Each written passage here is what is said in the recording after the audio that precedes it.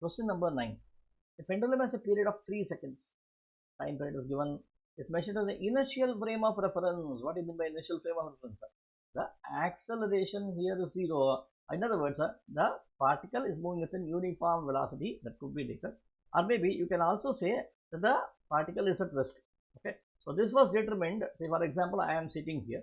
Okay. I am now finding a pendulum. The pendulum is now moving and the time period of oscillation is 3 seconds. So that's what you call as inertial frame. Okay. Now, an observer is moving with a speed of 0.8 c with respect to the pendulum's frame. With respect to the pendulum's frame, it is moving at a speed of 0.8 c, very, very high speeds. Okay, relativity problem.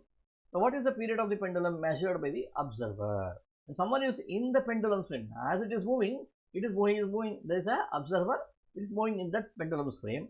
So, what is the speed of this? So, what you do is, you can say there is a time dilation happens, and thus you can write T dash is equal to a T naught divided by square root of 1 minus V square by C square. What is T naught? 3 seconds divided by square root of, what is 1 minus, what's the value of V? V is 0.8 square C square divided by C square.